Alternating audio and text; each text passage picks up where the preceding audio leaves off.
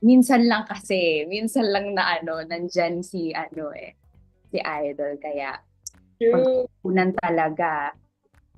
Yes, meron ding defending them from their bashers. Oo nga, napapansin ko din na yung comsec, as the young people call it now, napupuno talaga siya ng, di ba, iba-ibang conversations about either defending their idols or minsan may mga napupuno about them. So I hope you also engage in healthy conversation.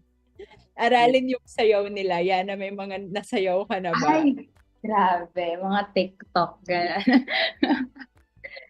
Yeah. Yan. So you can still check in with us on Menti. Just put in the link. But it's already 3:07. We can already start our webinar this afternoon para mas mahaba pa ang session natin Mga on this. excited na talaga sila. Oo. Especially sa mga idol yung mga pag-uusapan natin. True.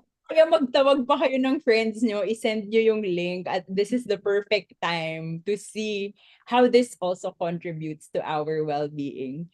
So again, thank you so much for joining the second webinar this October with the team Harnessing Inner Strength Through Holistic Wellness. So yan na, 'di ba sabi nga natin, nag-iba tayo ng focus for Mental Health Month so that we will be able to take a breather and see how other activities can also contribute to our well-being. So just a quick introduction. I'm Gabby, and I'm the Learning and Development Officer of Positive Workplaces. Together with me this afternoon, co-facilitating this session is Yana Monhe. She is our Training and Development Intern. So say hi, Yana. Hi, everyone. Good afternoon. Afternoon, indeed. And joining us in the back end are Joyce and Jewel. So can you just also please say hi to them because they will be sending links and ensuring that you will have a good learning experience this app. So we're go. Go, Yana. So, yes, so here in Positive Workplaces, our mission is to co-create cultures that will enhance the well-being of the Filipino workforce. That's all right. So, positive cultures are made through what we call positivity ripples. So, etong mga ripples, they start with you. So, when you lead yourself, you enhance your skills, seek opportunities, and attend webinars and concerts and spread your happiness to your coworkers.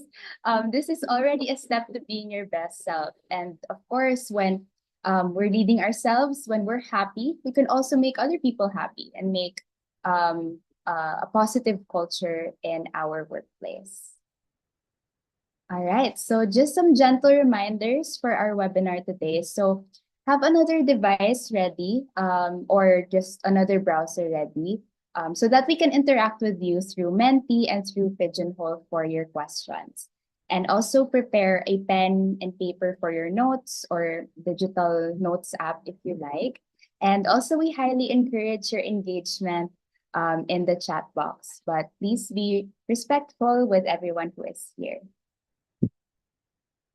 Ayan, so our chat box is also our learning tool. So marami kaming natututunan from you guys. Like yung kanina, yung about sa sleeve of the cup and chats and all of that. So, but make sure that everything that we talk about is related to our discussion. Yes, and you can also take a screenshot of this so that you can ask your questions throughout our session. So pag may naisip na kayo from sa sinabi ng guest speaker, you can add in your question here and then we'll answer it after the whole discussion. Okay, and then we'll have our evaluation at the end of our webinar. So wala po tayong attendance. But please make sure to answer this and check it 10 times. So check the title, your email, and then also your name na ilalagay niyo po dyan.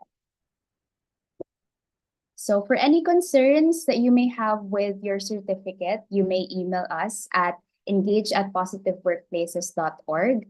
And we'll only be entertaining inquiries regarding evaluations and certificates up to 1 week after the event.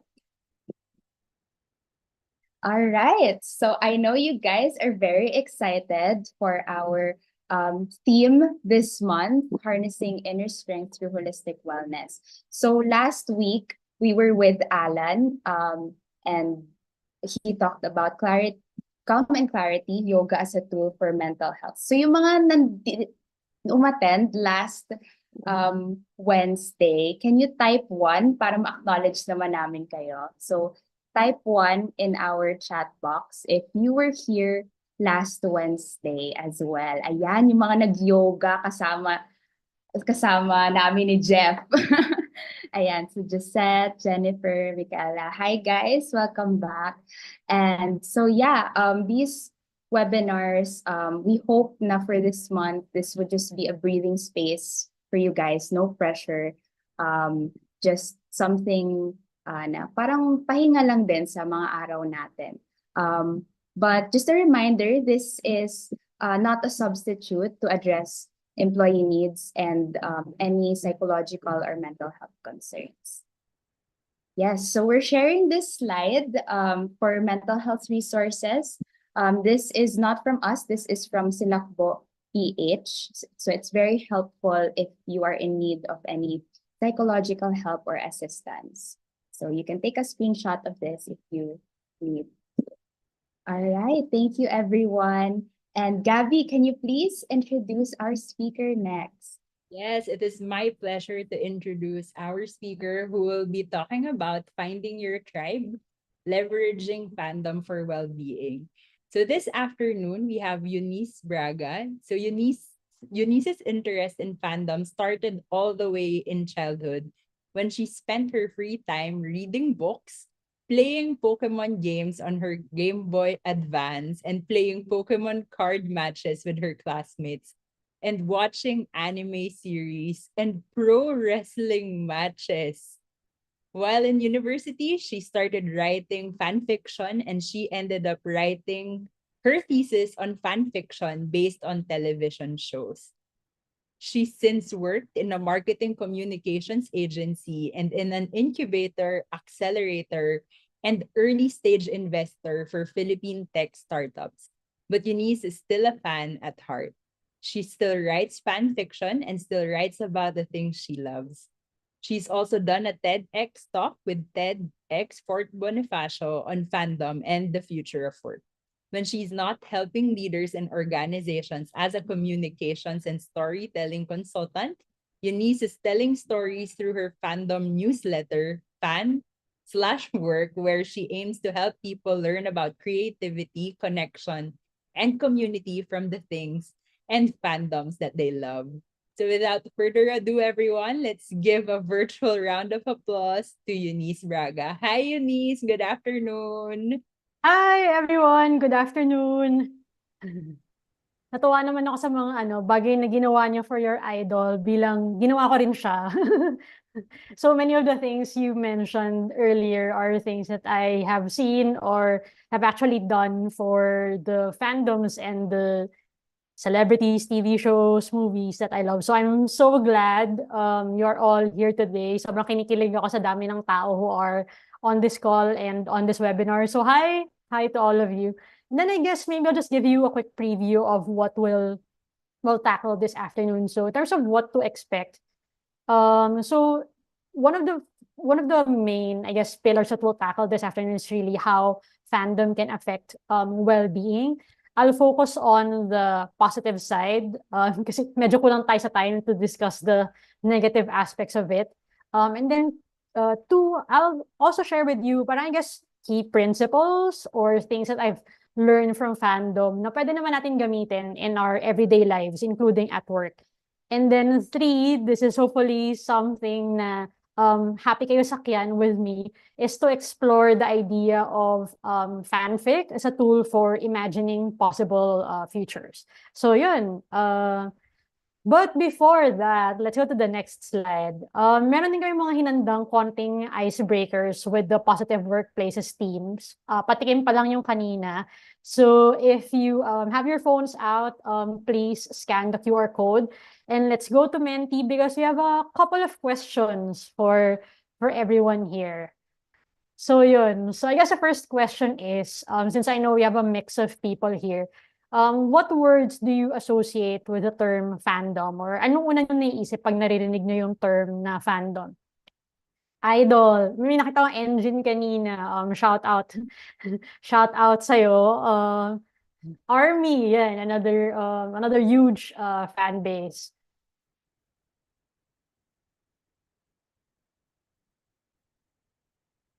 Buhay na buhay ang mga buhay na buhay ang mga K-pop fans, seeing Carrot, Blinks, Hello.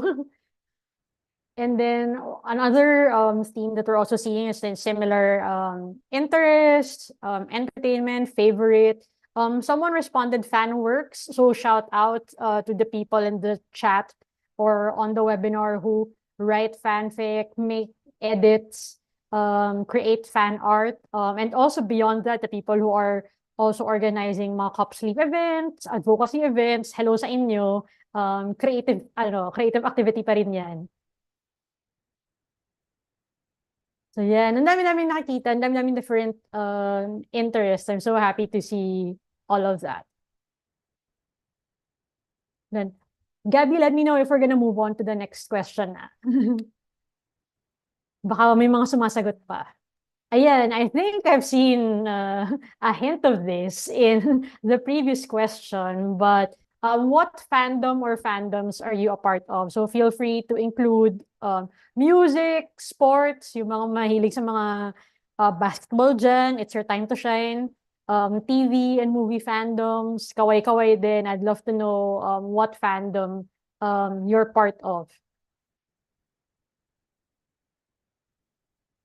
Uy, nakakatawa makita yung mga P-pop entries. Not gonna lie, I've been getting into P-pop the past couple of months, and I'm so happy to see P-pop entries here. So we also have a couple of, it's mostly music fandom, but we're also seeing TV shows, celebrities, mga series.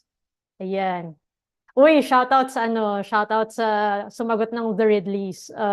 Live, laugh, love the Ridleys is one of my current mottos. And they make good music. And then yeah, it's a lot of music fandom. And anime, hindi mawawala yan. Yan, shout out din sa mga multi stands, if I remember correctly, that's how you refer to people who are fans of multiple groups. Hello din sa inyo. Sa mga sumasagot ng anime and movies, like drop naman kayo, baka may makakuha ng recommendation sa mga favorites nyo in the chat.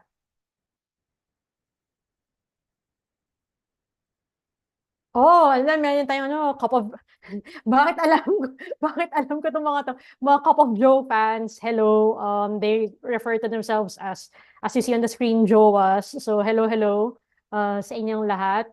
So nice to see a lot of P-pop and OPM fans here. And then also today I learned na ang tawag sa mga Sabrina Carpenter fans ay carpets. Thank you for sharing that. That is something I just found out today. So yeah. And I guess we can move on to the next question. Kung hindi nyo pa nasama yung answers nyo, please feel free to share it in the chat. But you can share it then with the rest of the people in the room. And then, I guess, next question is, why are you in fandom? Paano kayo napapunta sa mga fandoms nyo?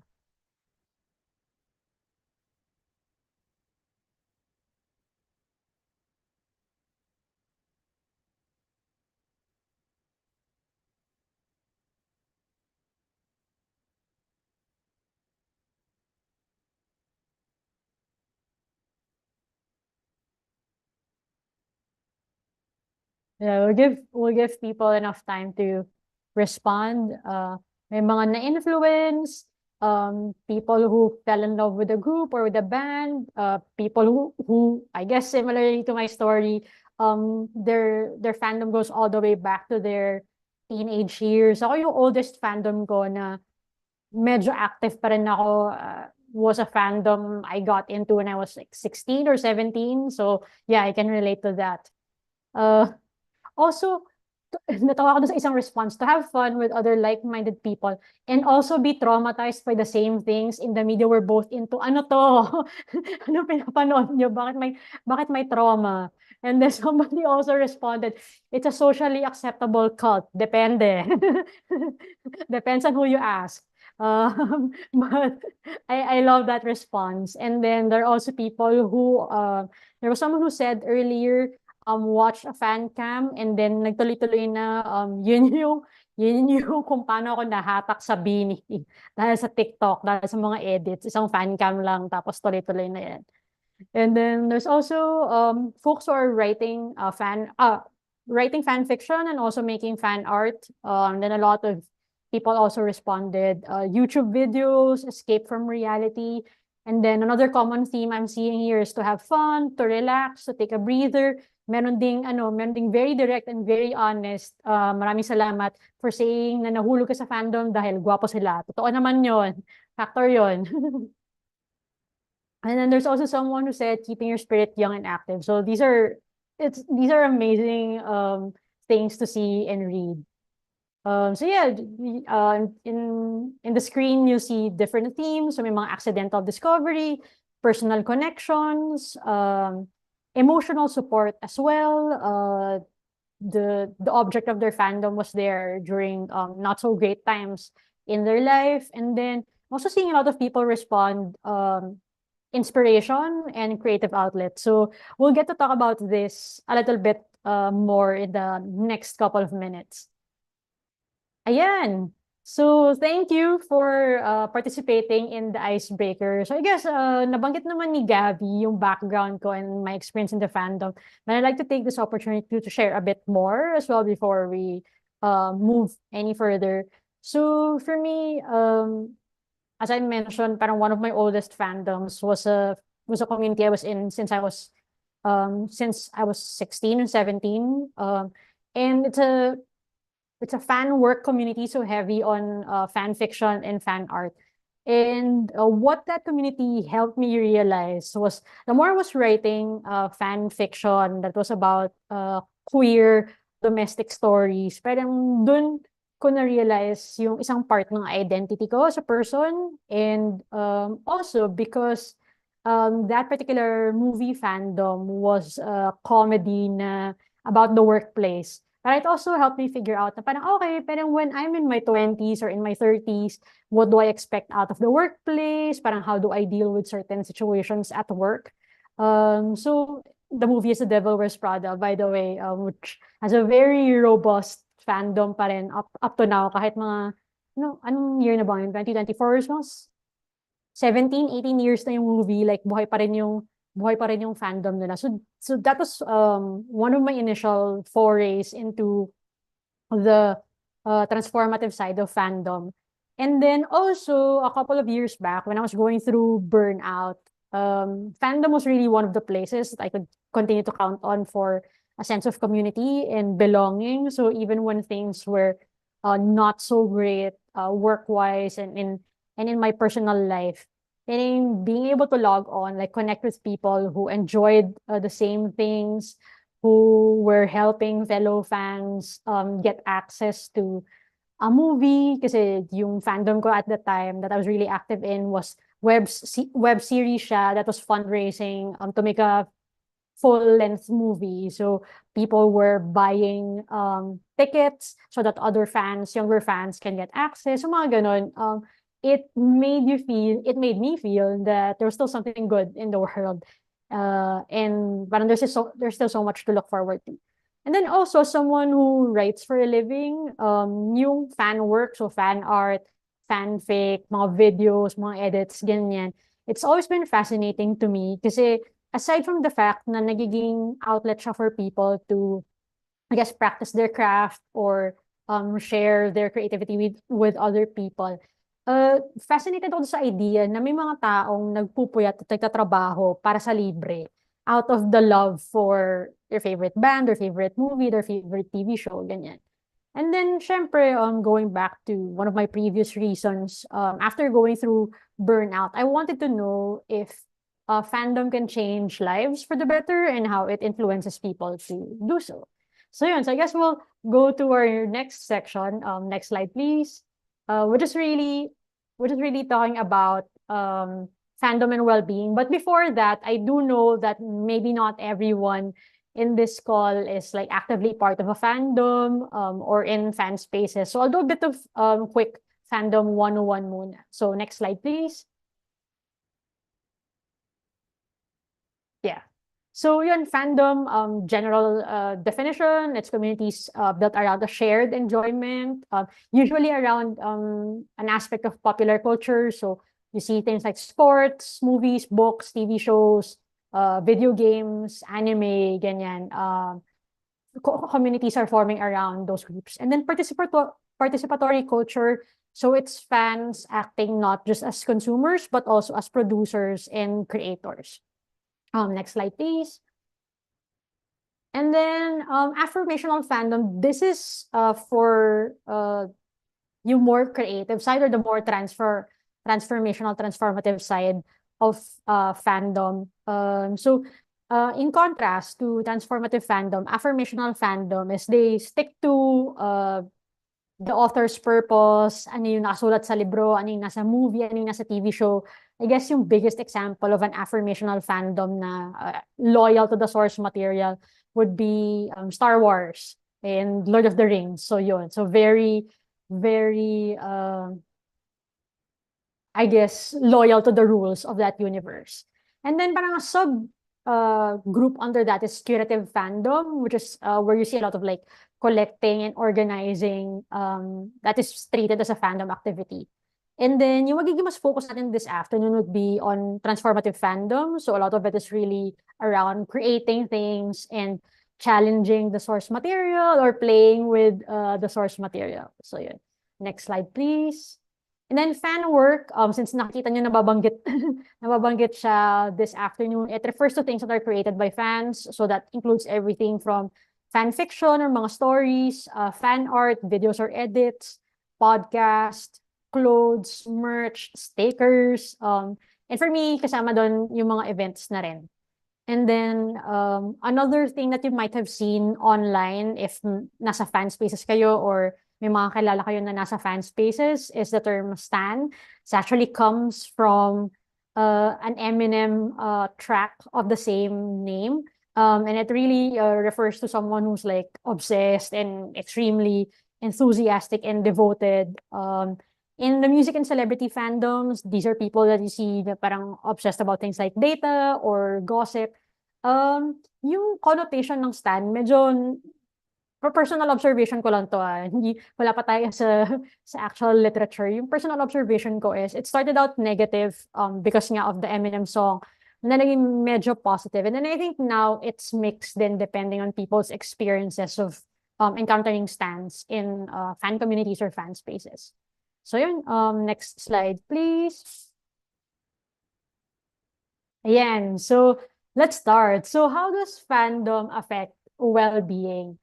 So fandom can affect well-being in a host of ways. I'm not gonna be able to enumerate them all. I just selected 5 that will go through this afternoon.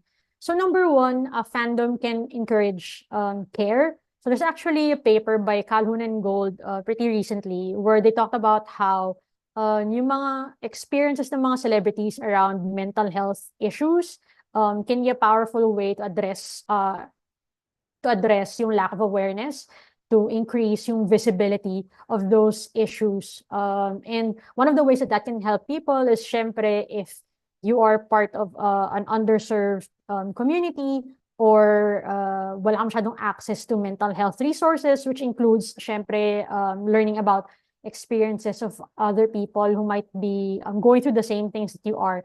Pero yung celebrity, yung nagiging person in your life na makapagbigay ng awareness, who can give you, I guess, yung kanilang tips din, or just to share yung experience nila what they were going through and how they were going through it.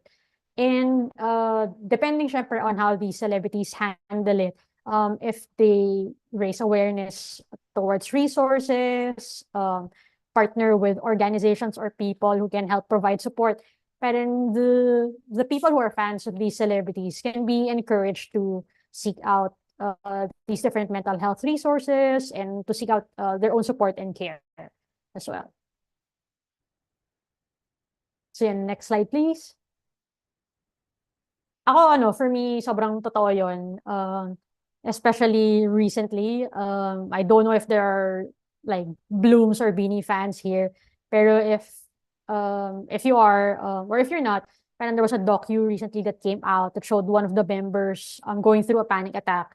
And on social media, some of the comments that I did see were people who, syempre they were asking parang the ethics of showing it in a documentary. But I think another thread of the conversation also talked about how na-appreciate nila na yung willingness of that particular member to be open and to be vulnerable about their experience kasi it also gave them the pretext to share na, naka-experience din ako ng anxiety attack or panic attack before, and this is how it feels like for me, and parang yung ganyan, like nangyayari talaga siya. So, kahit pa paano nanonormalize yung mga ganung discussions, even if it's just among fans.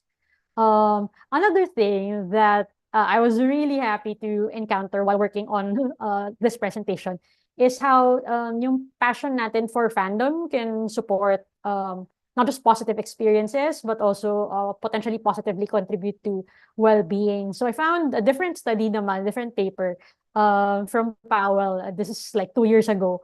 And they were actually polling, tawag nila sa paper, parang violent, extremely violent music or something. But they were actually just polling metal and rap music fans. And they found out na yung harmonious passion, which they define as engaging in an activity na talagang yung focus mo is positive experiences, and na meron kang room to disengage kapag hindi na siya helpful for you, can actually predict the presence of meaning in life and thriving, which are two well-being markers. Maybe our resident psychologist can add to that. But yeah, ito yung well-being markers that they said parang would be predicted by the presence of harmonious passion. So what that says to me is like, if you have boundaries and you can step in and out of fan experiences, fan spaces, and you can keep your engagement with fandom positive, it actually can contribute to you having more positive experiences kasi you'd seek out things like concerts, mga events with other fans, ganyan, which can actually positively contribute to your well-being as a person. So yun, di ba? So the next time, lalo na for the younger folks, pag tinanong kayo, like, ano ba napapala-pala nyo dyan sa kaka-fandom na yan? Meron namang magandang maidudulot ang fandom sa buhay natin. So yun, next slide please. Fandom, as I guess you probably heard me mention earlier, it's also something that encourages creativity. So in the transformative fandom space and like with people who are engaging in fan work, parang dami gumagawa ng fanfic, fan videos, may mga merch like shirts and stickers. Then you also see people put together events like listening parties, cup sleeve events, kagaya na mention kanina, and even advocacy programs or initiatives where fans either adopt a cause or take on a particular cause to support, or they look to the people that they follow to support din yung mga idols or celebrities nila. And what I particularly like about this, it really provides people with an avenue for expression. And it also is an opportunity to connect with other people kahit nasa malayo. I'll share an example. I'm in at least one Discord community. One is around books, one is around a particular TV show, and then one is around a musical group. And talagang yung mga tao that we get to meet different ages, different backgrounds, yung iba nasa ibang bansa pa. And there's definitely also that opportunity to create meaning out of the things that they enjoy. Kasi, for example, yung mga fanfics, parang nagiging way din siya for people to work out things like, ano ba yung idea nila of a healthy relationship, kung romance yung tema fanfic, or ano yung potential idea nila of like the future if they go for a sci-fi or fantasy type of story. So yun. And yun nga, as John mentioned in the comments, no, it's something that can provide you a bit of an escape from reality, a bit of a way to daydream even as adults. So yeah, next slide, please. Also, in the chat, please let me know if you can hear me clearly or if I need to slow down a bit sa pagsasalita. Sometimes when I get excited, I speak fast. So just let me know kung kailangan ko bagalan ng konti and if you want to see the slides even further. And then this is also another thing, fandom builds community. So yung shared interest can actually help develop that sense of social identity. And there's also, again, another paper that I read from Chai Vogel and Sanders not too long ago, na parang having a stronger view of membership in the fandom and like actual contact with fellow fans can strengthen that sense of like social identity. And it can potentially positively impact yung sense natin of community, yung prestige natin, even yung self-esteem. Sa mga nagsusulat ng fanfic or mga fan art, I think one experience that they'd share with you is that when they get kudos or like positive comments or mga likes, na nakakatuwa naman siya at nakakagaan talaga siya ng loob pag nakakuha ka ng ganun. And then I think this particular paper actually focused on cosplayers. And what I liked about yung sinabi ni Chai Vogel and Sanders is that parang one thing that's very important in building that sense of like social identity and like later on that sense of like community, maybe even a more improved sense of self-esteem is face-to-face interactions. Talaga pag nakikita natin sa personal, iba pa rin yung nakakausap natin yung mga tao, nami-meet natin sila face-to-face, and doon nabibuild yung sense of social identity, socialization, and then yung sense of community within the fandom. So yeah. Next, also, syempre, I think this is something that for the people who have been in fandoms, mga Army, Karat, Blooms, 18, Aces, Engines, and so on. You know this, you can build friendships with people in fandom. For the people who are engaging in fan work, they also find writing buddies, mga editors, mga kabatuhan nila ng mga ideas, people who give them support and share knowledge and help them develop when it comes to their craft. One of the things that I really like as someone who's been in the fanfic spaces for a while, minsan may makikita ka lang nagpo-post on places like Tumblr or even like Reddit na parang, oh, may alam ba kayo about like 18th century like corsetry, ganyan. Or parang pwede niyo ba akong bigyan ng background kung anong itsura ng like fashion in the 60s? Just because they want to get the details and like the world building of the story as accurate as they can para immerse yung mga tao pag sinet mo sila in a certain setting or timeline, ganyan. And then also, last year I was working on a paper for a design thinking class that I was taking for my master's. And one of my interviewees, couple sila actually, nag-meet sila kasi yung isa nagsusulat ng fanfic, kasi isa nagbabasa nung fanfic nung other person. And from that, they built a friendship until they entered into a romantic relationship. Now they're engaged.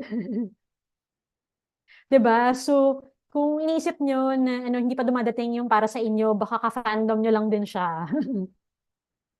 Yung mga ganyan. And yun, as mentioned, these social interactions, these face-to-face interactions and friendships can actually support well-being. Juliet actually had an interesting question I want to address since we're on the topic of community. Does fandom also apply on religious groups? Hindi ko alam kung paano ko sasagutin to kasi sa TikTok may mga nagjo-joke, lighthearted naman, and I think it's younger people parang, I guess, modernizing their relationship as well with religion, na parang they refer to Christianity as being in the Jesus fandom. So yun, I'm sure there are older people who would balk at that and be like, uy, huwag kayong ganyan, religion yan. But I think for some younger people, yung playfulness nila, yung pagtawag nila sa Christianity as the Jesus fandom is their way of, I guess, modernizing it or being lighthearted about being active religious-wise. And I would have to look at the research on this, but I wouldn't be surprised if there are people who would draw parallels to like religious groups and fan communities. But I wouldn't answer for certain it applies. So yun. I hope that helps. I hope that clarifies.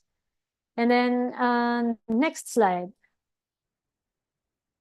And then also, this is something I was really, really excited to find as I was doing my scan of like what's out there in terms of fandom and fan studies. That fandom can actually help improve health. So, meron dalawang examples of football, European football fan communities. Yung isa sa Rangers FC, nagkaroon kasi sila ng mobile health app na introduced into the fan community. So, natatrack doon yung mga health metrics, so things like steps. And what the researchers found is that one of the ways that the fans have used this app is not just to look after their own like health or health metrics or health stats, but since nakikita nila yung other members or other fans in the app, how well they're doing, parang nagiging jump off point din siya to start conversations like, uy, si ganitong fan, parang bumababa yung metrics niya, parang is there something going on with this person? Similar to what I guess people are seeing with Pokemon Go. Parang ano nangyari sa kanya? So, ginawa nung isang person that I think they interviewed was to check in on that other fan. Tapos nalaman niya because they reached out. And I think the other fan, kaya hindi siya nakakapag-steps masyado, hindi siya nakapaglakad masyado, hindi siya nakapag-exercise masyado, was because they got into an accident. They got into an accident pala. So, parang may injury sila, tapos hindi sila nakakatulong masyado. And then another fan naman, saw na, somebody wasn't meeting their goals in terms of the steps. So, we're like, maglakad tayo. Parang, pinapaalalahanan kita na parang may target steps ka for the day. So, naging push siya for people to motivate each other and to make people realize, we're not alone in our health goals. Another example was in Brazil naman, there's this football club called Sport Club Recife.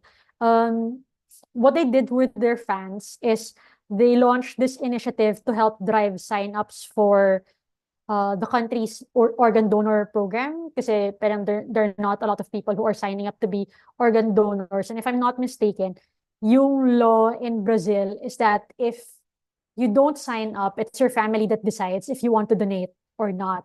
So parang ang way of marketing nila the initiative was that sign up ka to be an organ donor kasi yung love mo for the football club will live on through the people who might get your organs, ganyan. So what that has been able to help do was to syempre get the sign-ups, but also reduce yung mga wait lists and enable life-saving transplants in that part of the world.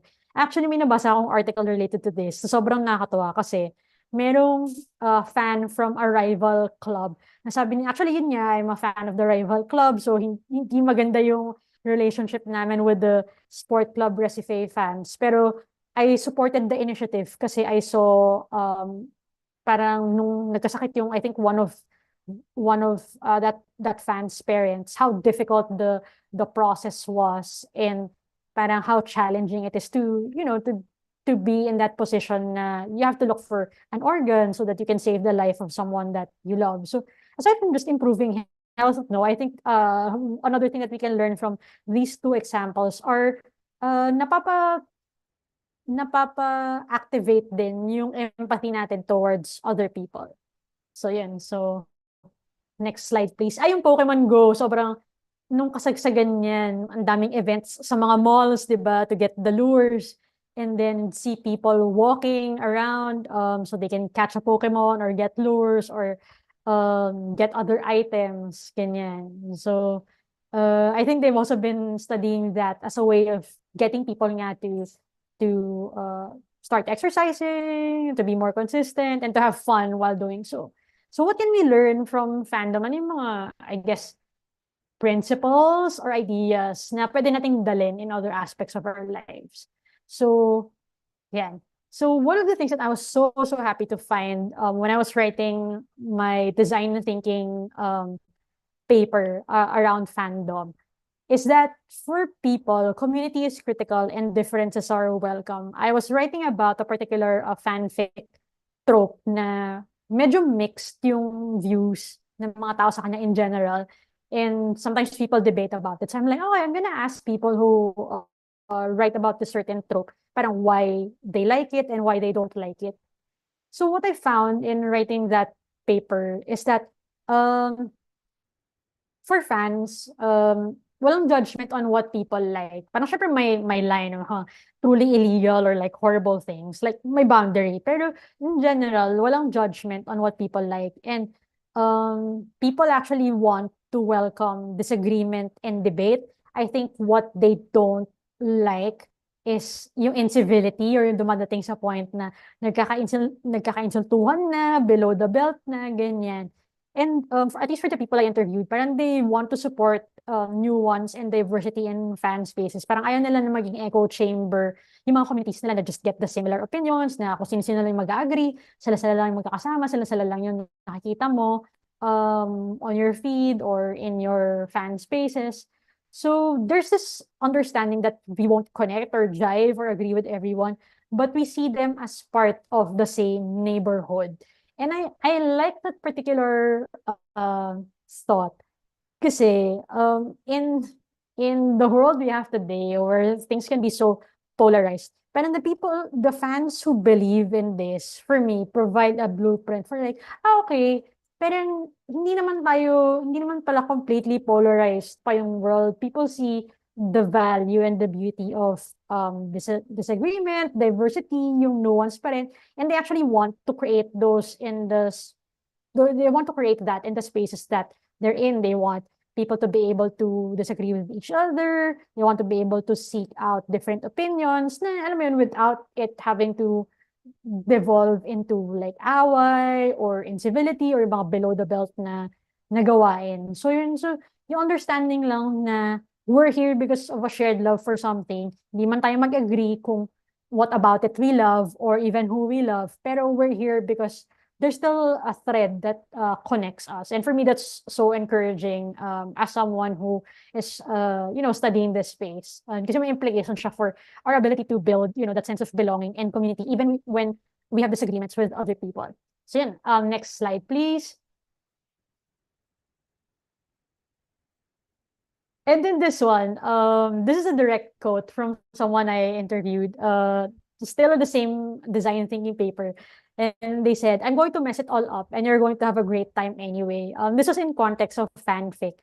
Na sabi niya, gusto ko yung mga tao, paglaruan lang nila yung source material, yung TV show or book or movie that they love. And I'm gonna have a great time doing it kahit labo-labo na nagpasok na ako ng ibang characters or nilagay ko na sila in ibang settings. Parang lalaroin ko lang siya. And I think this is what I really love about transformative fandom specifically, na for people who are engaged in it, play, curiosity, and exploration are key values. Also, other key values that show up are earnestness and openness to other points of view. As I like to describe it, it's embrace the cringe. Yung parang hindi ka nahihiya to be passionate, to show your love, to show your joy about the things that you like. Tapos hindi ka rin seryoso masyado. Parang you're happy to just play with other fans, even for people who make fan vids, play with yung public persona ng idols nyo, nakita sa edits yung mga isa-set mo lang siya to different music and you pick certain clips and you already showcase a different side of your favorite idol, your bias, ganun. And also, the other thing about this is in the fan work side of things, there's a very social component to it. Kasi kahit mag-isa ka lang nagsusulat, you're still making things with other people kasi you get, you get likes, you get kudos, you get comments, you get feedback from other people about what they liked about what you wrote. You share, you do the same thing with others. So parang people feed off of each other. And it reminds me of being like in preschool, coloring, playing with other kids. And it's nice that we still get to have those spaces even as adults. Kasi feeling ko doon nanggagaling yung sense of like pahinga, kung bakit siya nakaka-relax. Kasi parang naglalaro ka lang, nakipagtawanan ka lang, you're enjoying the same video or enjoying the same fan cam. So yun. Next slide, please. And then another thing that I really like specifically about transformative fandom is that it encourages people to create the world that they want to see. So in fan spaces, you see people taking inspiration from characters, from idols, from celebrities, and leveraging it to create something meaningful to you.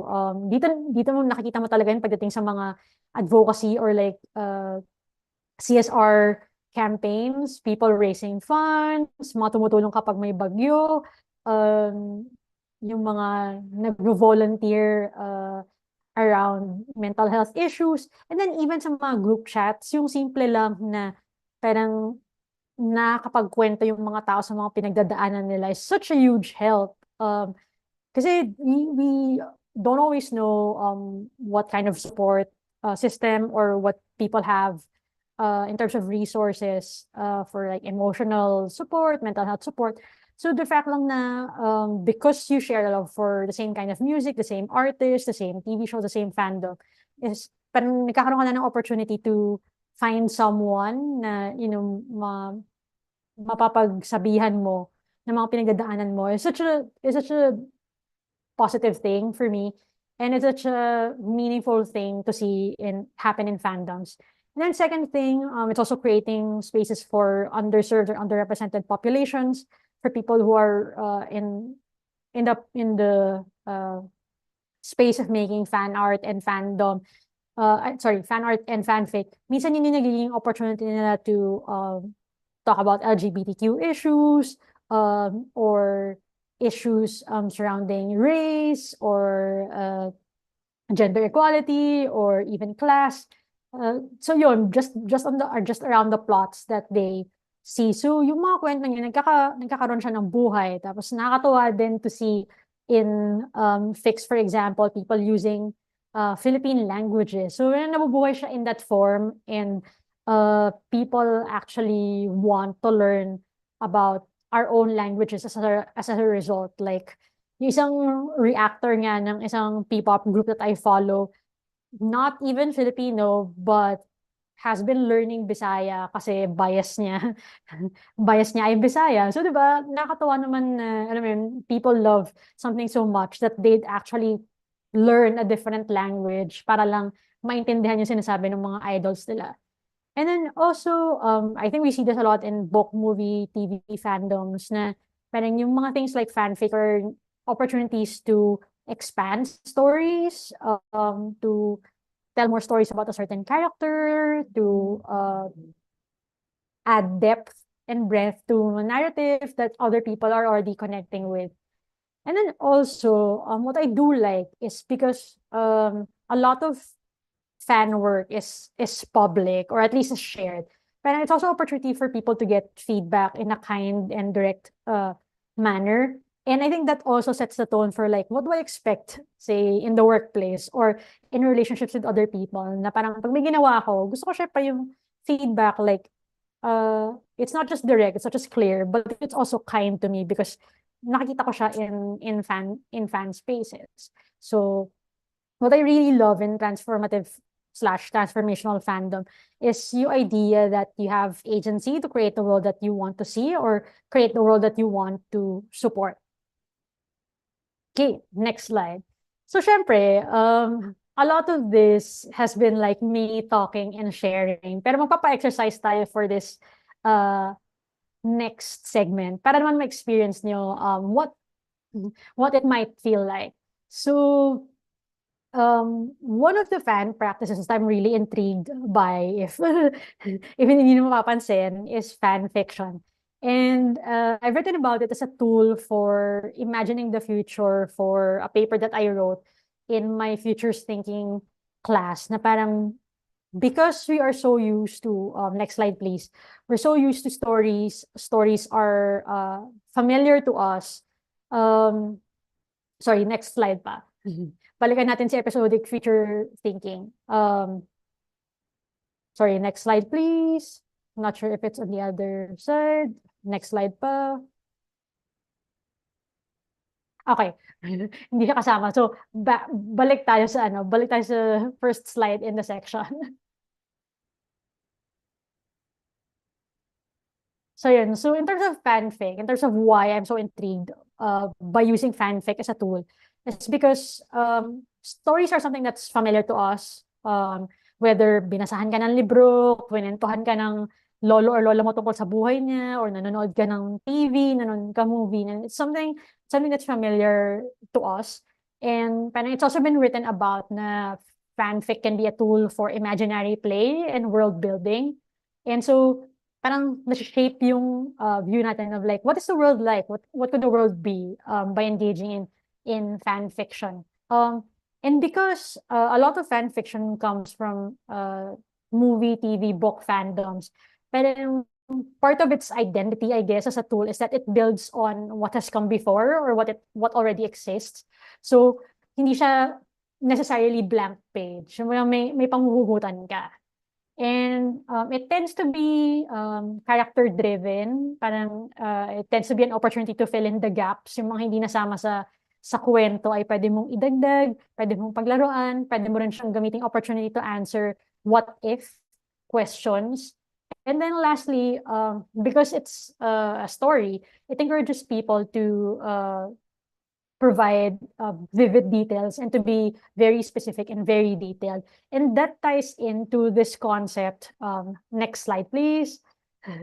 This concept that Jane McGonigal calls episodic future thinking. So it's the ability to project forwards and backwards in time, which basically is like saying, ini-imagine natin anong pwede mangyari sa future and kahit din nating balikan kung ano yung nangyari in the past to inform what we'll do next. And syempre, itong mga bagay naman na to ay ginagawa natin pag nagpaplano tayo, minsan pag nagde-daydream tayo, ganyan. So, it just sounds like a fancy term, but this is something, episodic future thinking is something that we're familiar with. So, syempre, mag-move tayo from just that idea to you actually getting to experience it. So, next slide, please. Ayan. So, for this exercise, gagawa tayo ng short lang naman na romantic comedy AU. Or alternate universe for the people who are not as familiar with the term. So, I invite you to get a pen and a piece of paper. Pwede nyo siyang i-bullet points, pero I encourage you to write it out in sentences. So this is my prompt, and we'll give people maybe 5 to 10 minutes to write things down, so that they can flesh it out a bit. So my prompt for you is, you're the main character of a 90s romantic comedy. Hindi mga rom-com na may twist sa dulo na namatay, ganyan, or imahinasyon lang pala siya. Let's stick to like a pure classic 90s romantic comedy that's all about killing. So, you're the main character. What does your life look like? Like, gumising ka isang araw, bida ka sa romantic comedy, anong itsura ng buhay mo? You can choose everything in the story. Kayo pumili kung sino ka-love team nyo, kung sinong character, sino dyan sa kwento, kung anong setting, parang babalik ba kayo sa college, or are you gonna look 5-10 years into the future? Yung only rule ko as you're writing is to be as vivid and as detailed as possible. So, gusto niya simulan siya na nagising ako, na nasa rom-com na pala ako. And then, sabihin nyo kung anong ginagawa nyo, kung anong kinakain nyo, naka, naka-sports car na ba kayo going to work? Go. So I'll give you like 5 to 10 minutes to get writing.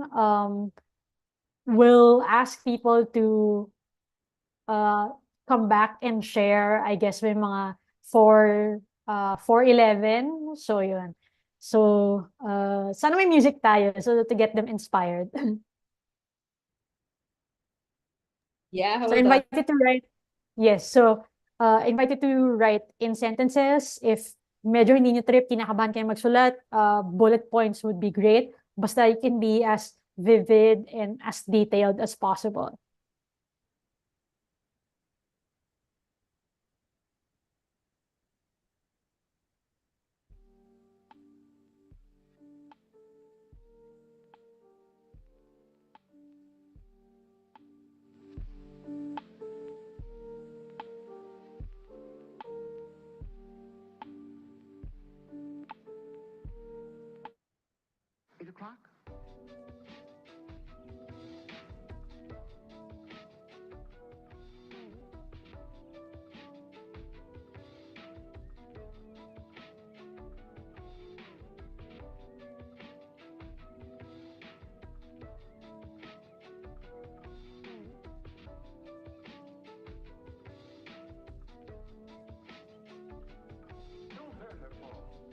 I have no intention of hurting her.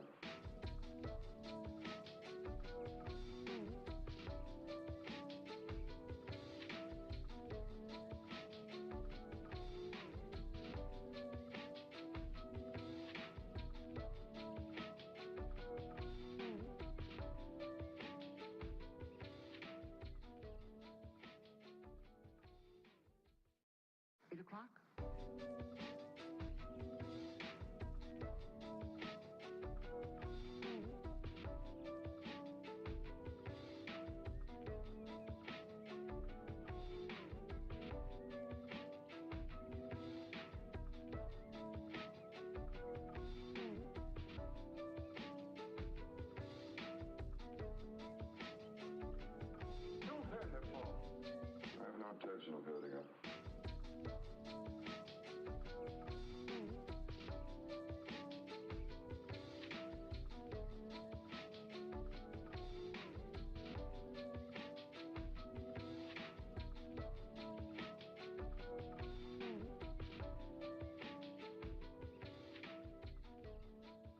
Oh, Gabby was asking, bakit nga automatic na waking up ang opening scene sa 90s rom-com? Oo, no? Very, very common yung waking up, getting ready.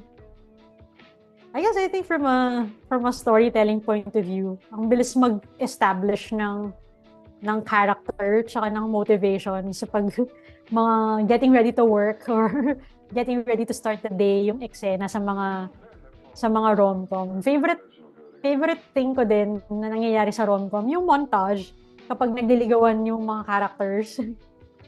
Kasi see them going on dates, tapos nagkaka-developan. It's often used, but it's still super effective, especially with the right music. And if maganda yung chemistry ng mga characters, sobrang nakakilig pa rin. Like one of my favorite examples of yung kinikwenta ni Gabby na opening scenes in a rom-com or in a comedy was sa The Devil Wears Prada, character ni Anne Hathaway na si Andy Sachs. While she's getting ready, you see her contrasted with yung mga model-like people working in runway. And dun pa lang nakita mo, okay, how is she different from these characters? Damit, the way she behaves, kung saan siya nakatira, mga ganun. So yun, mga ganung bagay yung pwede nyo idagdag na details in the exercise that we're doing.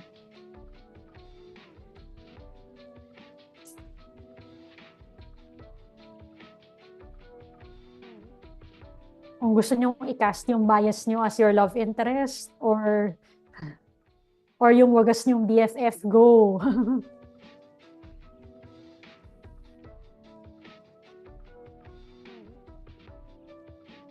O i-OTP niyo yung sarili niyo sa mga bias niyo, go.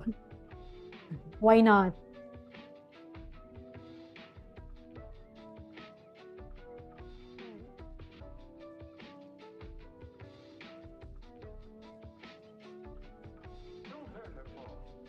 I have no intention of hurting her.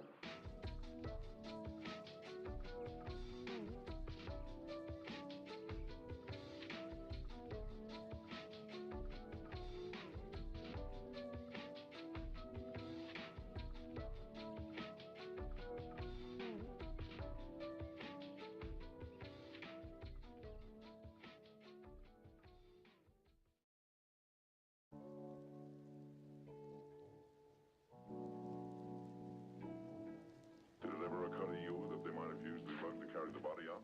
Well, I should say we have.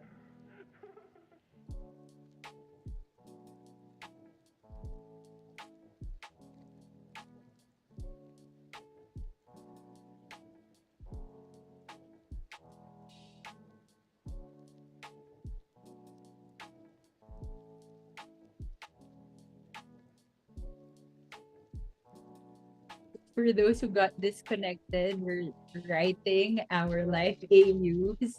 So you can follow the prompts that you can see on the screen. And if there's already someone who wants to, I'm not sure if you need to ask someone to share their work, but if you want to share, please do let us know by raising your hand.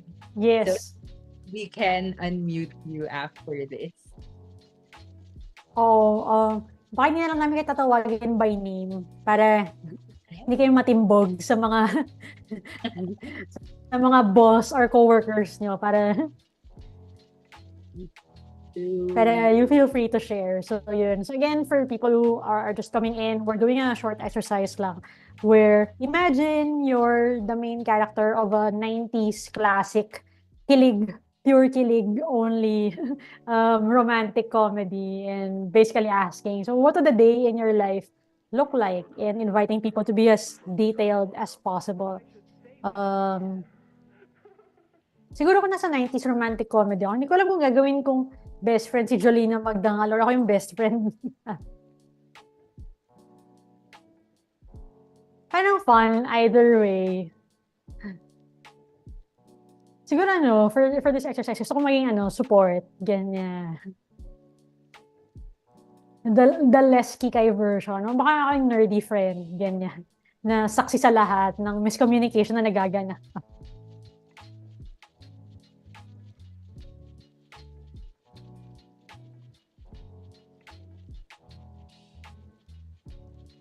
Yeah, we have 2 minutes more. Yes. And then let us know if you need more time, lalo na sa mga kakapasok lang. For the people who are just coming in, you might want to write this down. If you don't have enough time, you can try this exercise on your own. Yung pros naman nun ay hindi namin i-invite na mag-share kayo on a webinar. So you can use it as sort of a reflection tool if you like. Yes, and it doesn't have to be perfect. Yes, that's the best thing. First draft to, hindi niyo naman tayo post sa kahit na saan. So okay lang. Well, I should say we have.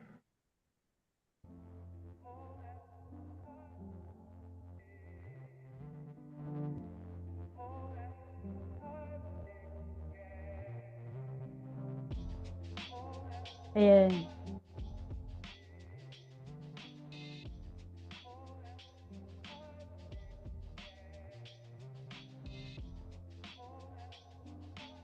Gusto nyo imagine na na-meet nyo yung bias nyo, na crush nyo sa MRT ala John Lloyd and Bea in that one movie na lagi silang magkasabay sa MRT, go.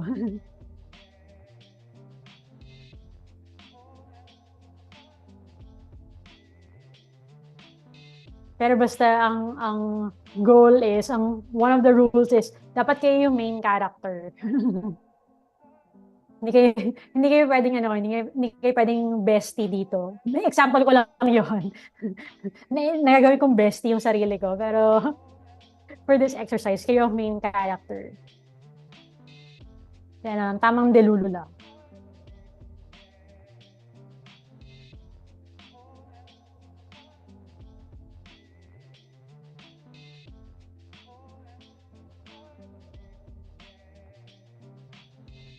Already 4:11. Okay, yeah. It's 4:11, so I hope you were able to write something. If you're still writing, that's fine. But I hope you also balance that with listening. So I'm just curious, does anybody want to share? Kahit sa chat na lang. Kami na magbabasa for you. True. Kung nung ginawa niyo tong AU exercise na to, ano ang sinulat niyo? At ano ang itsura ng araw niyo? In this world na kayo ay bida sa romantic comedy.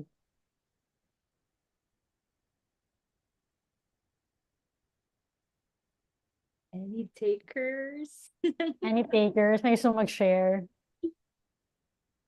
Iniisip ko tuloy, Yana, meron ka bang sample?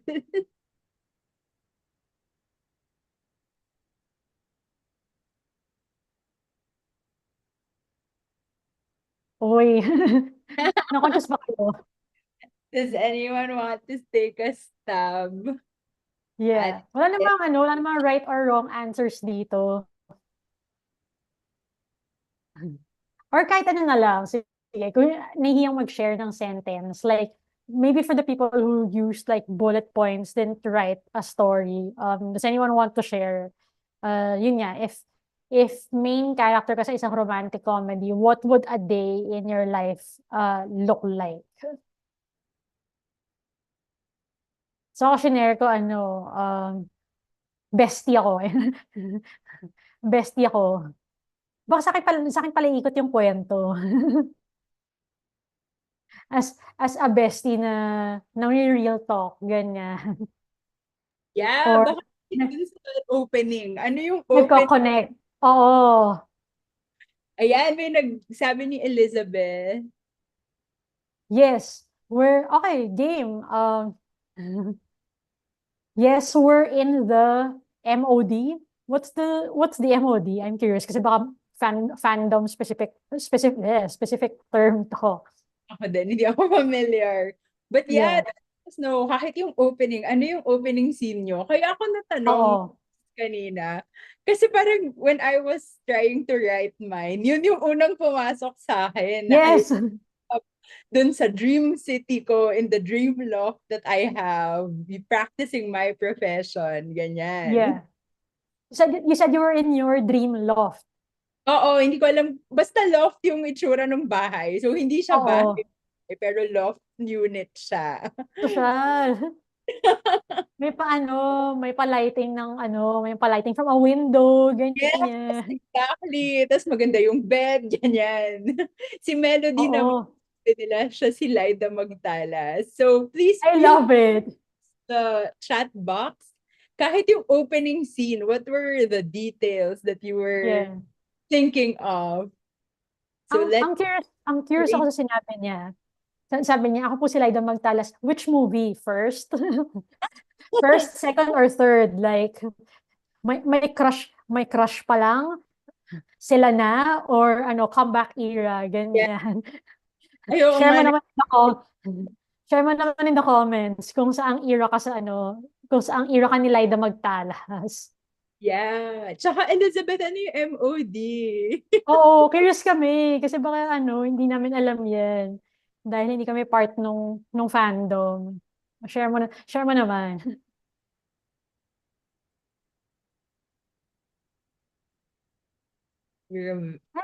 My other thing, naiiyak ako sabihin, pero parang i-share ko na lang din kasi baka it might inspire someone to share. Yung, I guess, daydream ko, na eventually naging goal na rin siya, is, mamimit ko yung favorite P-pop group ko at a book signing event for a book I wrote about fandom. Wow. Yeah. And in that scenario, as in, As in, may, ano siya, as in yung signing sa fully booked BGC, tapos may pa-live stream, ganyan. Tapos yun, yung na ganun ko sila mamimit as opposed to say like a concert. So yun. So out of I'm not joking. Out of that out of that daydream, I've made it one of my personal slash professional goals to actually write a book of essays around fandom and figure out how to get it published, whether I self-publish it or I Yeah. go to a publisher to hopefully get that done. So yun. So mga ganong bagay yung na-inspire niya. Meron pa ako nakikita sa chat na hindi ko na babasahin yung pangalan, hindi ko na babasahin yung pangalan niya for their sake. Pero basically, ang kanyang rom-com AU ay nasa love triangle siya, torn between yung crush niya and yung best friend ng kapatid niya. Oh, And in this scenario, siya ay writer sa school paper. Yung isang part ng love triangle ay council president at yung other guy in the love triangle ay frat guy. Oh, 'di ba? Kompleto. Very tales. Intricate, very relationships. oo, Meteor Garden diary ng pangit atake. At ito parang hindi lang niya nilagay yung sarili niya as main character. May built-in conflict pa. Oh, yeah. Ang problema natin sa buhay ay sino sa kanilang dalawa? Sinong pipiliin ko? Oh, 'di ba? So kung yan naman, yung nag-send sa'yo is more on the relationships, si Anna naman ang sinabi niya, ang na-imagine niya yung interior design ng house niya.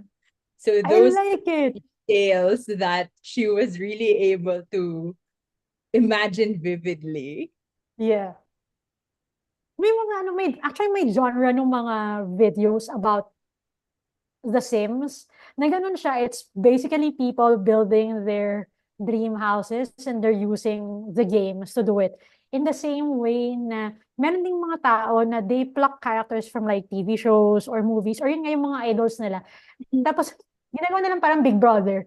Pero sa The Sims, na like, lahat sila nakatira sa iisang bahay. So, yung iba, like, may in love, yung iba mag-aaway, mga gano'n. Ang galing! Ayan, may nagsabi na hihiya daw sila. So, Yes, I understand. It's all task. I've asked you to do something yeah, really that's very personal. exercise, Eunice, I think. Parang it's a good way to, alam mo yun, use our creative side. Kasi sanay na sanay tayo na, okay, what's reality? But we also Yes. these experiences to tap the creative in us, di ba? So yeah, Yes. Eunice. Ito din, may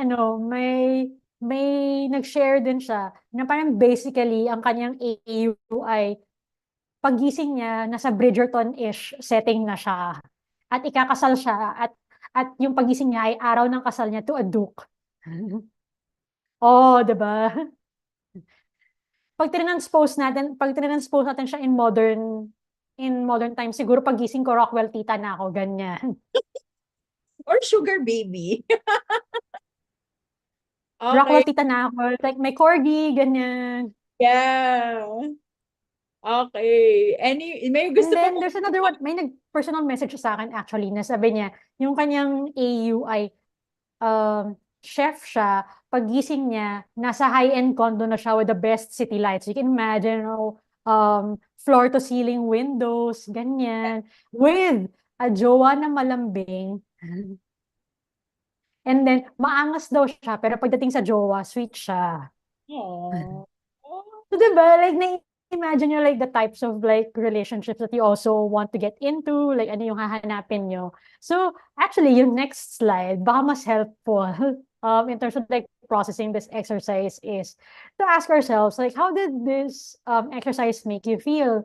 Ano yung na-imagine nyo? How detailed were you able to get? Tapos also, you can take a screenshot of this. I invite you to kasi baka kulang tayo sa time. So, pwede nyo siyang pag-isipan after this webinar na parang ano yung kinagulat nyo nung ini-imagine nyo yung life nyo in that AU. And then also, and this is I think where the exciting part is for me and where it could really impact you as a person is yung mga bagay ba na nai-imagine nyo, ano yung nakikita nyo na pwedeng mangyari in real life? And if that was going to be the case, how would you make it happen? I also got another message that I won't read the person's name, pero sabi niya, yung kanyang AU ay paggising niya, nagtatrabaho siya sa isang bookstore in another country with 2 dogs and a cat, and na they'll meet their crush at work. O, diba? It reminds me of a lot of the more light-hearted Japanese novels that my friends do recommend to me. So yun. So I invite you to take this exercise and parang think about these questions. And sana after this webinar, isipin niyo na, oh nga, no, parang sa mga bagay na ini-imagine ko, ano dito yung pwede kong going reality in my life? And if that was going to be the case, how would I make it happen? And for me, that, you know, that playfulness, that creativity, and if you apply it not just to you as a fan in fan spaces with other fans, but if you start to apply that to your own life as well, parang that's where you might see, you know, that positive impact. So before we close for like questions or Q&A, parang what I just want to share with you is, and this is my personal belief, bagay pa to na aaralin at i-validate ko pa lang, but this is my personal belief, na transformative fandom, it's not just about playing with the source material, public images of celebrities or idols or whatever.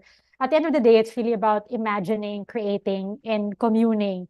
And if you like this exercise, there is a webinar next week, next Wednesday, on parang expressive art. So I invite you to like continue this conversation with yourself, continue this exercise, share nyo rin sa mga fellow fans nyo, or even people in other fandoms if you found it helpful. So yun, thank you everyone. And then I think the last slide is just basically where and how you can get in touch with me. I'm on Twitter as EbenFlowPH. That's where I yap a lot about the things that I love. So kung ayaw nyo ma-flood ng fandom stuff ko, wag doon. Sa LinkedIn yun na lang po ako i-follow. And then as earlier mentioned, I also run a newsletter. It's coming back this week called Fanwork. So you can follow it or subscribe to it at fanwork.beehive.com. I think this week's issue is going to be about parang kilig as a marker of curiosity based on then on my own experience getting into a new fandom. So yun, thank you everyone, and I hope you found the webinar helpful. I think we'll have time for a couple of questions. Yes. Thank you so much, Eunice, for that very interesting talk. Ang ganda ng activity natin, and I think if siguro we had more time and siguro a smaller audience, people would be really willing to share what they were able to come up with during Yes. our creative space this afternoon. So tama ka, let's go and head on to our Q&A. So we still have around 5 minutes before it hits 4:30. So maybe we can answer 1 to 2 questions. We'll just give out the evaluation form and then we can stay if there are still more questions in Yes. our pigeonhole. So you can scan the QR code that you can see on the screen, or you can just click the link that we will be sending in the chat box. So you can go to pigeonhole.at and just type the passcode fandom. So let's... Naalala ko lang pala, not really anything super deep or meaningful. Pero one of my brother's favorite icebreakers, since may nagtanong ng connection ng religion and fandom kanina, may one time siya na tinanong niya yung, I think, cousin namin or someone we just met, na sabi niya, sinong bias mo sa 12 Apostles? Oh, alam mo, interesting nga yun eh. I mean, alam mo, if we want to really connect with the younger people, and I think a lot of managers here or those who are Yes. us are asking us, paano ba kami makakapag-connect dun sa mga True. Gen Zs, Gen Alphas na sila na yung next generation who will enter the workplace eh. So, Yeah. guess it really has a lot to do with creativity and also being open and playful then in our approach, even Yes. at work. So yeah, Actually, this reminds me nga, since we talked about it. But I remember there was an ad agency a couple of years ago na nag-institute sila ng heartbreak leave. So like literally pag nakipag-break ka, pwede kang mag-file ng leave specifically under that yeah. benefit. And Uh-huh. then, inisip ko din, sabi ko, kasi what we see in a lot of organizations these days are things like yun, yung mga health and wellness benefits. Sometimes it comes in the form of classes, subscriptions, ganyan. So, I see a potential evolution of this as uh, things like concert leaves. Diba, hindi Mm. ako gagamit ng VL or SL. Gagamit ako ng FL, Fandom leave, ganyan. So, so concert po, concert ni Olivia Rodrigo ngayon. Parang mag-leave ako, ganyan. Or concert ni Taylor Swift, para I'll take that break. Or even considering things na parang baka hindi siya, baka hindi siya necessarily gym membership or baka gusto niyo tanungin na, oh, are people getting into paddle or something? Totoo. Or esports, ganyan. So, ano yung thing nyo, basically? And I also find it helpful when I was running a team before I decided to become a solo entrepreneur, na yung Monday catch-ups namin would be, part of that time would be dedicated to talking about anong ginawa niyo ng weekend, parang what's a thing that you discovered that you want to share with the rest of the team. So, it fuels yun nga, that natural curiosity, and parang we just get to know more about each other as people. So yun, which ties into this first question. How can I use fandom to help me at work?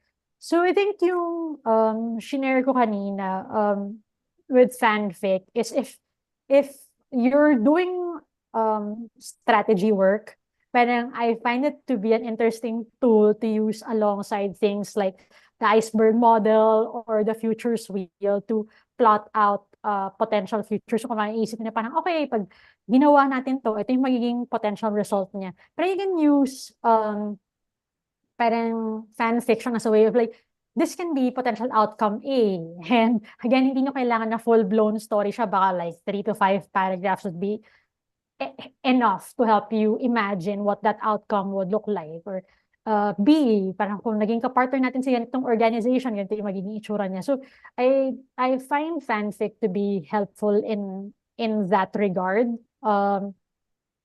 And then yung fandom as well, kasi since it's a shared interest, so you're part of the same community, it's also one way that you can use to break the ice with new people, parang to establish that sense of like commonality, which would be very helpful, especially in like team settings and like any group work that you have to do. Pero if you can establish na parang meron kayong something in common, you're kind of on the same side, work can flow better even if you have actual differences. So yeah. So I hope that helps. Yes, I love the points. Just to reiterate, kasi parang ang dami nun. Actually, the thing that you were sharing are all related on how fandom can help maintain Yes. mental health and well-being at work. So una is yung check-ins. Ano mo, we also do that in positive workplaces. Kaya dami naming natututunan about our Gen Z employees, ano ba yung in ngayon. And we learn about different generations as well because we incorporate those things in our check-ins. Tapos Yeah. pangalawa, yung ganung sinabi mo about being creative about our policies. Kasi tama ka eh, parang iba-iba ang nakakapag-promote ng mental health for different people. So when Yes. people the mental health leave, hindi siya dapat nagsasuffer na. Dapat Yes. na-maintain natin or na-enhance pa natin yung mental health ng tao. And if it's Yeah. one of their hobbies is fandom. Ako naman, I run. So imagine mo kung Sunday tumakbo ko, tapos Monday kailangan kong pumasok, di ba? Parang Yeah. affected din siya. But if you can also be creative in that manner, parang you're also fueling or energizing the person to, alam mo yun, regain their motivation to do other things and maintain that work-life balance. Kasi nga, I think Yeah. generations right now are really big on work-life balance. And then, one more thing, ayan, ako na yung nakakalimot. Pero one more Yeah. thing, I think huli mong sinabi was, aside from that, ito yung tinatawag, the technique that you said na you can imagine futures using fanfic. Yes. It's one of the things that you can do when you're doing divergent thinking. Pag nasa Yes.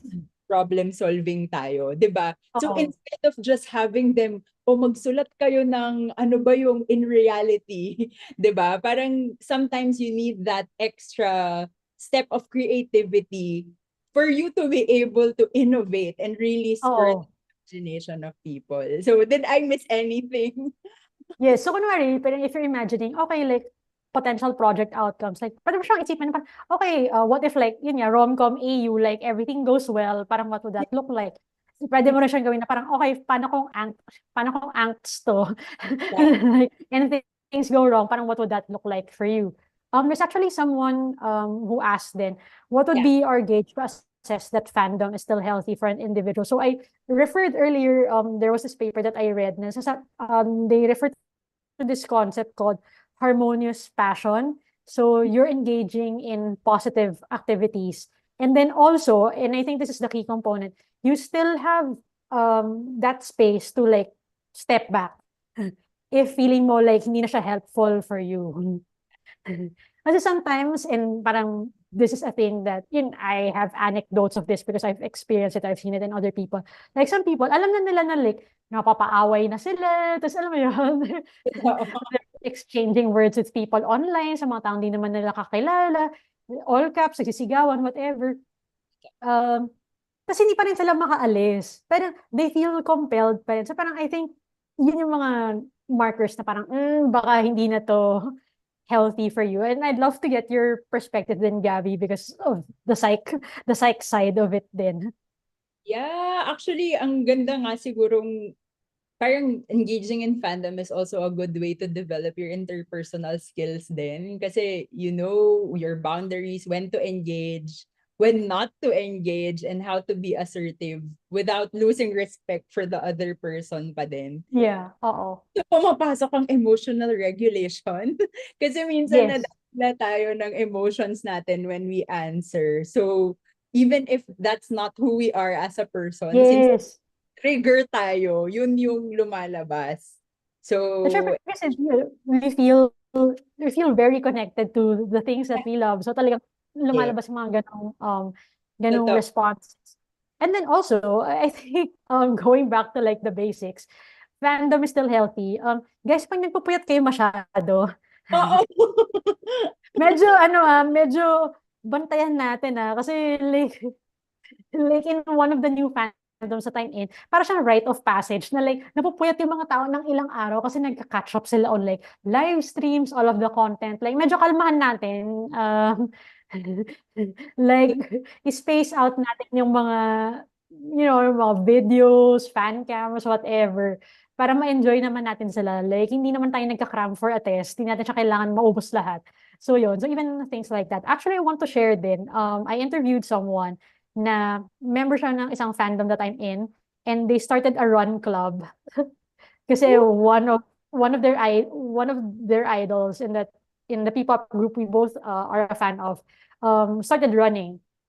So yung una nilang ginawa is ginaya nila yung route nung member na yon. But that was 10 kilometers. So eventually, they had shorter routes for people who were getting back into running, getting back into fitness. And sabi niya, parang as stressful as it can be to sometimes kasi nagmamanage sila ng Facebook group. What is helpful is in actual physical activity, yung kumakanta sila habang tumatakbo, parang, and you're in a space with people who are enjoying the same thing. So sometimes they've done things na meron silang member ng run club na hindi siya nakasali sa fun run, pero ginawa niya, pumunta pa rin siya dun sa venue where the fun run is. Nagdala siya ng drinks and food for fellow members. So, dun nabubuo yung, di ba? Dun mo na-feel yung, community na talaga. So we're not just, a loose collection of people who like the same thing. Yes, that's so great. So, just to honor everyone's time, we can still continue the Q&A, but for now, we are going to award Denise the Certificate of Appreciation. Go ahead, Yana. So thank you so much, Eunice, for sharing your knowledge and time with us. And with that, we would like to express our gratitude with you through this certificate of appreciation. So this certificate is issued to Eunice Beatrice Braga for generously providing your time and expertise as a resource speaker for this webinar, Finding Your Tribe, Leveraging Fandom for Wellbeing, held today, 16th of October 2024. And this is signed by our Chief Enabling Officer John Baluyot and our Chief Wellbeing Officer Nikki Vergara. So thank you so much, Eunice. Thank And you. right, so maybe we could go back later for some of the questions pa. But we'll Yes. Happy to answer. sure, yay. Okay, so we'll just show yung next webinar natin, which we're very so excited. She's here actually. So hi, Ali. She's watching right now. Okay, so for our next webinar, we have Ali Publico. I hope that we're all excited, especially if you're into arts and into mental health. So her talk will be about for the person you want to be, expressive arts for your future self. So she'll be talking about why art therapy is a valuable tool for personal development and mental health, what the key benefits are of using art therapy to explore and enhance your personal identity and well-being, and also how we can actually utilize art therapy techniques to connect with and cultivate the person that we want to become. So I actually attended one of her talks already on art therapy. So face-to-face yon. So we're very grateful that we can have it for free online with her next Wednesday. So I hope you're Yay. there. Yay. So Ayan, if kung you na-enjoy niyo yung ginawa natin kanina. Ali will have more for you. Yeah, so if you have office mates, like if you're a team leader, kung gusto mo mag-organize na kayo ng watch party in your organization, because I think this is a good way to end the mental health month with your organization. Even the students, kung gusto nyo isama yung org mates nyo, they can definitely join our webinars next week. So you can easily find us on YouTube. Kung gusto nyo i-replay to at isulat ulit ang AU nyo with the prompts that Eunice gave us, you can rewatch this webinar on our YouTube channel. We will be sending the links as well in our chat box. And of course, thank you so much for staying with us till the end. We are now flashing the QR codes of your evaluation form on the screen. So you can scan them. Again, alalahanin nyo yung 10, check the title, the email, and the name that you will put on the form, because kung ano po yung ilagay nyo doon, yun po yung dadating sa nyo in the email address that you also indicated in our form. Give Eunice a shout out in the comment section of the evaluation form, because we are going to share the evaluations with her as well. And Eunice, tama ba? May invitation ka rin sa kanila. Yes. Yes. So the reason why I'm so interested in this topic is because it's also related to my master's thesis. So I have a short Google form I'll send in the chat. So basically, I'm nasa looking for respondents section of my master's thesis for interviews and potentially focus group discussions. So if you think you're interested, or if you feel like you might fit the profile, just go to the Google Forms link in the chat and fill it out. And then yun. Thank you. And again, thank you everyone for listening to this webinar. I really appreciate it. Yay! Thank you so much. And I'm actually super excited to go back to some of the questions. So maybe we can stay pa for a bit more time para we can Yes. answer the questions in the chat box. Actually, hindi pala sa chat box. Hold on. Let me open our pigeonhole again. Ayan. Can you see it on the screen now? There. Yes. Yes. Yes. Ayan. So, you can click on the links na lang if you need the evaluation forms, and do let us know if we need to switch back to the other window to answer our evaluation form. Ayan, Eunice, are you seeing any question that's Yes. out for you? Go ahead.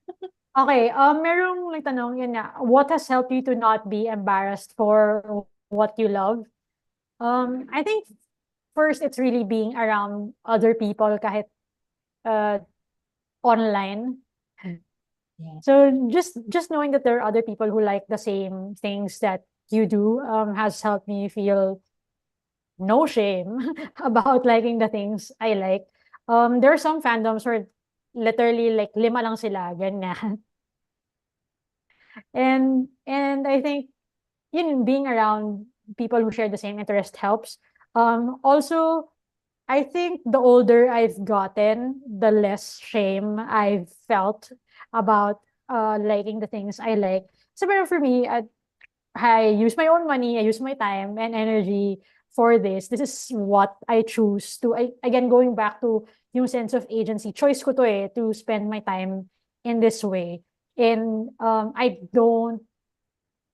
guess I don't pay attention to what other people would say about it. Parang I have cultivated like a list of people na these are the only people whose opinions I'll care about. So I guess that is also a thing that is helpful for me. Na I don't take in everybody's opinion about uh my fandoms or how I go about being a fangirl. As for me, syempre, golden rule pa rin. Don't do unto others what you don't want them to do to you. Parang be a kind person in the fandom. And I think what also helps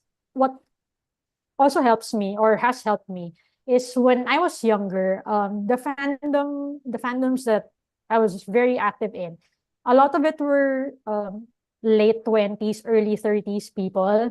So they've intentionally cultivated a culture and an environment na super chill. And since mga TV, movie, book fandoms siya, so a lot of creating. So yung focus talaga is people making things. Parang it's not necessarily I mean debating with people online on who's best. I was actually chatting with another fan who's also in the music fandom about this. Na yung difference kasi even within fandoms, yung fandoms na heavy on fan work and creation, parang yung view nila, not saying na wala siyang toxic elements, meron pa din. Pero yung general view nila is like, yay, more cake. In other fandoms like idol or celebrity fandoms, sometimes what you'll observe is parang people going, hindi, mas maganda yung cake ko kaysa sa cake mo. Mm-mm. So, like, those are two different mind frames. And what I really hope to be able to do, not just with the newsletter, but with my work moving forward, is to move people to that parang mindset of like, yeah, more cake for everyone. You can bake your own cake. Parang you can bake cupcakes with other people. Parang, and that's where you really get to enjoy yung benefits of it. I guess related din doon. Ano yung borderline ng having healthy and unhealthy parasocial relationship with your idol? If I'm gonna base it on personal experience, yung unhealthy is, yun nga, parang if you spend so much time arguing with people online, and you don't naman get to help each other see each other's point of view, is talagang ano lang siya, like, argument lang talaga siya for argument's sake. Nobody wants to back down, ganun. Hindi na siya nagiging productive, tas you don't get to help each other become curious naman about the things that you like. I feel like that's unhealthy. I think some of the behaviors also like stalking, alam mo yun, mga talagang inaabangan, tsaka pag real time, kinukunan, tas sinishare, yun yung medyo like unhealthy behavior. Kasi it doesn't just affect you, it also affects other people. So nandun yung line for me. Sa akin personally, this is just my opinion. Hindi kasama sa line ko yung kunwari nagsusulat kayo ng AU tapos in-imagine nyo na jowa nyo yung yung Mm-mm. idol. I think there's a certain level where that's fine. Parang, syempre, where it doesn't get to be fine is if you start following them around or like kung Yeah. magka-jowa sila, ibabash na yung jowa nila. Parang that's Mm. not healthy behavior anymore. Kasi parang yung focus mo is on control and alam mo yun, not treating people as people. So yun, again, I'll defer to the psych experts for their own view kasi parasociality, it's an existing concept and parang I try not to comment on it because I'm also still learning about it. Parang as a concept and like reading up on the literature. So I try to comment on parasociality from my own experience as opposed to ito yung standard definition and this is what it really means. Kasi from what little I've read, yung positive aspect din naman ng parasociality is it allows you to empathize with people that you may never meet. Yeah.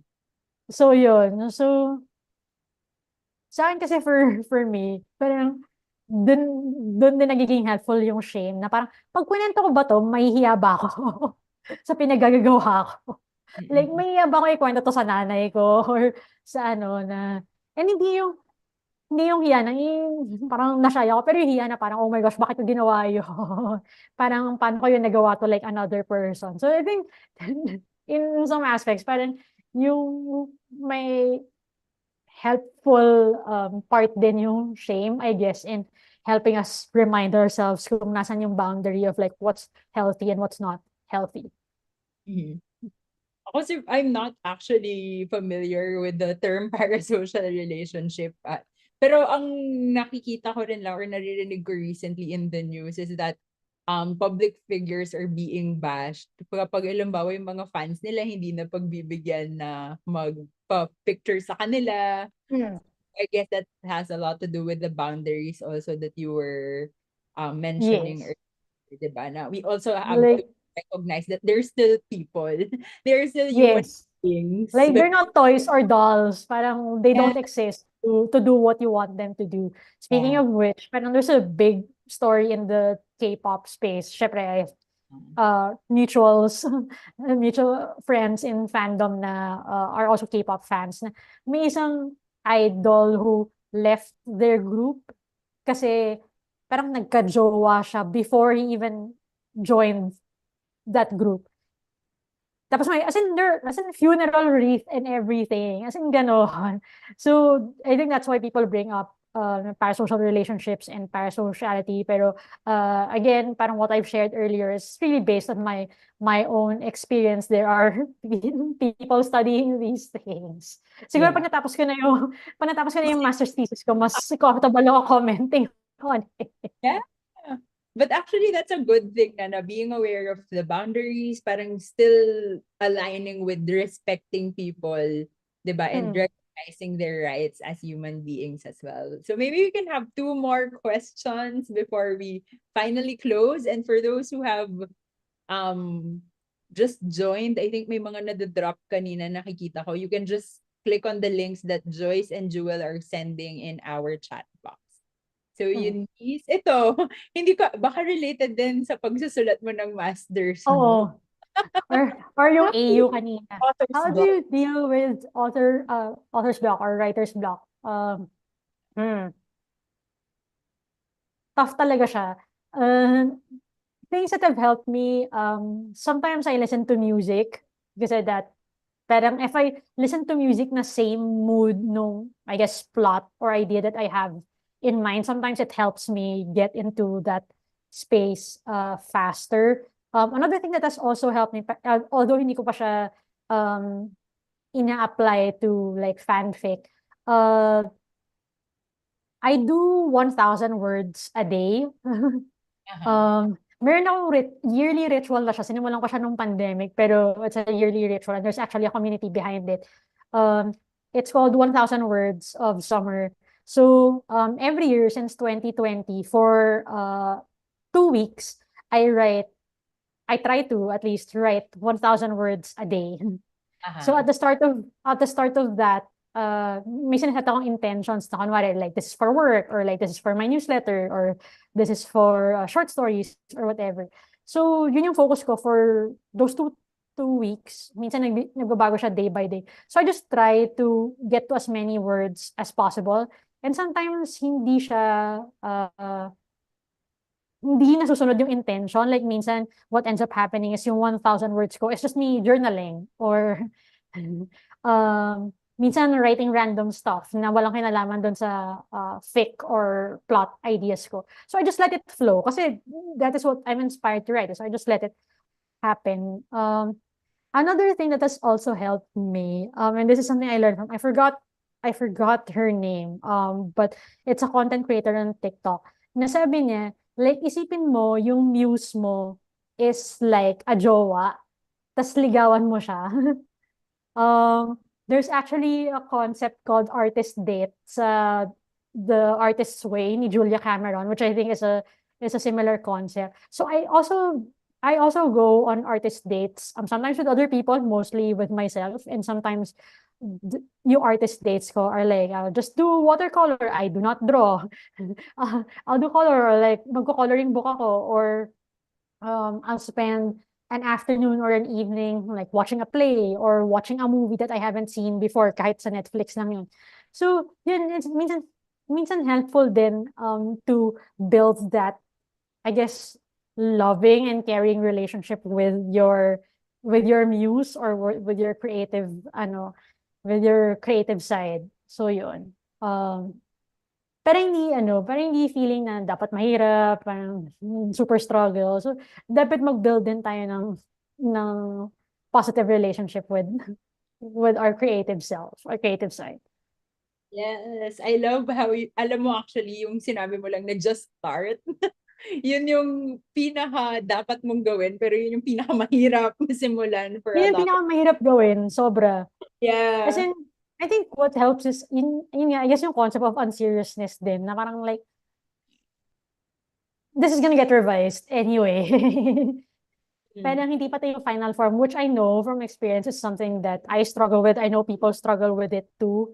Especially if you're in situations na parang yung expectation is like first draft, last draft. Wala lang revision kasi kulang tayo sa oras na ganyan. Pero parang kahit first draft, last draft ka for that particular requirement or in that particular workplace, parang you won't always be like that. Parang you'll be in other spaces or in other opportunities and other areas in your life where you can parang try as much as you can and have fun as much as you can. And then I think another thing that's starting to be helpful for me is thinking na parang once people read your stuff, parang they don't care about you, they care about them. How it helps them, ano yung sarili nilang objectives. So I think baka helpful din yun in terms of parang letting go of some of the control, I guess, in the process. Na parang, I want people to see it this way, or I want people to interpret it this way. Parang, once it's out of your hands and it's in your, parang people can make their own meaning out of it. So yun. Hopefully, that helps, Polly. Yeah, Yana, may isa sabihin din akong tip, tapos I think Yana also has a tip. So you can Yeah. add to the tips that Eunice already said. So I attended a writing workshop this year as well. Tapos ang sinabi ng author, she's a known author, si Jessica Zafra. Ang sabi niya, what you can do is to write using 3x5 index cards lang. Parang hindi ka ma-overwhelm dun sa Yes. at mo. So just write, punuin mo lang yon, and huwag kang mag-alala kung saan ka dadalhin or kung may flow na siya. Because as you Oo. write, napapansin mo na, ay, parang mas maganda yung isa dito. Tapos, helpful na nasa index card kasi pwede mo siyang i-reshuffle as you write. Na parang, parang this can go first or this can go last. So, parang natatanggal yung pressure na, hala, does this make sense? So, you just Oo. write. Yun lang talaga. And Yana also writes so well, Eunice. You should follow her page. Yana, baka you can also give us some I tips. think I already follow Eunice actually. So Oh my gosh. Go yeah, ahead. because we're both mutuals of Ali as well. So I think for me, tama yung sinabi ni Eunice, to just make it fun. Like, wag mong parasahan yung sarili mo. You also give yourself grace. And for me, my notes app is my BFF. So talagang Yes. kunyari, nasa jeep ako or nasa UV, tapos may idea lang, you just write it down, mabilis lang, para lang makatch mo siya. And then, Yeah. you don't have to, like, write everything at that time, but just catch your ideas. Kasi later on, baka yun yung maging reference mo for something else when you do have the time and the energy. So, to whoever that is, good luck, keep writing. Yes. Oh, no, notes app, voice notes app. Sobrang friend. And then yung 3x5, actually ginamit ko siya pero in a different way. For the students, if you're still here, pag nag-notes kayo, tapos may index card kayo, pwede siyang one idea, um, one index card. It's part of this method called Zettelkasten.